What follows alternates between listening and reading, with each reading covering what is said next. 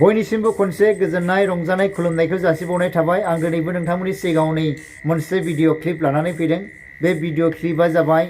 इउजि ब्रह्म उतखावग्रा ब्रह्मखौहाय प्रमिला रानी ब्रह्मआ बारग' मिनिस्टार प्रमिला रानी ब्रह्मआ माखासे खोथाफोर बुंदों बर'खौ गावस्रा होग्राया उतखावग्रा ब्रह्मआ होननानै डाइरेक्ट थांखिनानै बुंदों आं बुंनो गोसो गैयामोन नाथाय आं बुंफ्रुनानै होनोसै दिनै बिथाङा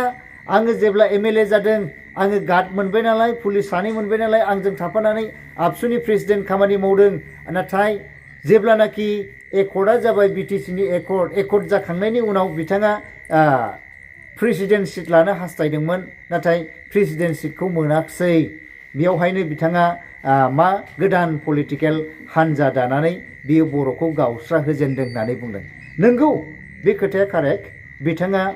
मा होननानै बुंगोन इउजि ब्रह्मखौहाय माने बिबान लबिया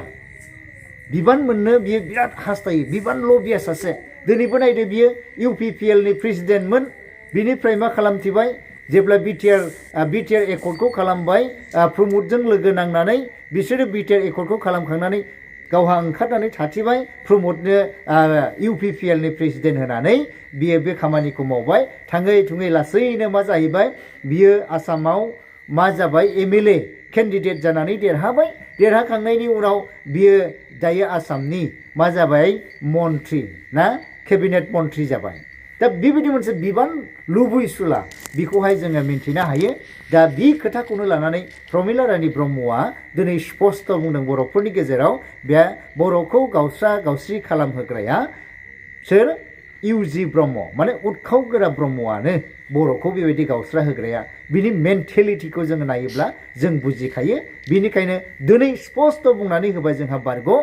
मिनिस्टार प्रमिला रानी ब्रह्मआ अब्ला फै जोङो बिथांनि खुगानिफ्रायनो स्पष्ट खोनासंनानै लानि बिथाङा उतखावग्रा ब्रह्मनि सायाव मा बुंदों जोंनि जातिखौ सोखावनायनि आसल बेक्तिया जाहैबाय उतखावग्राया एबसुनिफ्राय गबाय गनाय लोगो लोगो बेखौनो हरखारबाय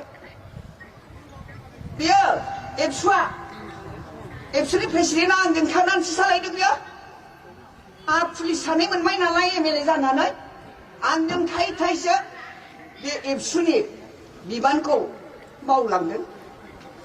दाना अननानै बेनोनो केन्डिडेट होनो थिनलायबाय आं हनै हाग्रामामोनखौ होबाय एमपि जाहैबाय बे मानसिया दिनै जोंनि जातिखौ सोखावनायनि आसल बेक्तिया जाहैबाय उतखावग्रा आं बुंफ्रामो दिनै बुंबाय फंबाय बायदि मोनो आंजों थाफायो सोमला थाफायो आंजों उतखाव थाफायो बै समाव दानिया थाङै थुङै जेला एकर्डआ जाखांखो मा जाखो आं दिनै खुला खुलि बुंनो नागिरदों रायजोफोरथ' नङा जोंनि खरनिबो बिपिएफ मोजां मोनग्रा नङा होमबा बिपिएफ जोब दे मिथिखागौ आं बिपिएफ जोब दानिया पार्टि दानसै इलेक्सना गेलेनोसै नालाय 2003नि उनाव फार्स्टआव इलेक्सना गेलेनोसै दाना पार्टिखौ आं जों होनबाय एमएलएफ्रा नाङा पार्टिखौ नाङा एबसुआनो सालाय इलेक्सनखौ जोंनि जातियाव पार्टि दायोबा खावनै जायो गावो होननानै बुंबाय आङो मानिथाराखिसै दानिया चन्दन ब्रह्म खाम्फा बिसोर सानैयाबो पार्टिखौ दानायाव दंथारोलाय ओजों ग्रासरुट लेभेलनि सेंग्राफ्रा दङबाबो लिडारा उतखावग्रा नङा उतखावग्रा गाव सिफ जानो थाखाय पार्टिनि प्रेसिडेन्ट जानोसै दानिया खिन्थु जानो मोनाखिसै रायलाय होनलाय रबिराम नार्जारिखौ दोनमालाय मा जानो हनै लोगो लोगो केन्डिडेट होनाय लोगो लोगो केन्डिडेटआ गावसिनिजोब बिएलटिआबो जे थैथां आन्दलन खालामनानै एकर्ड खालामबाय बिस्रा केन्डिडेट गैला केन्डिडेट डाबल जाजोब्बाय हाग्रामा गदनि केन्डिडेट उतखाव गदनि केन्डिडेट बेबायदियावनो बिपिएफ आरो बिपिपिएफ दानायसै उतखावा बे मोनसे जारिमिन बियो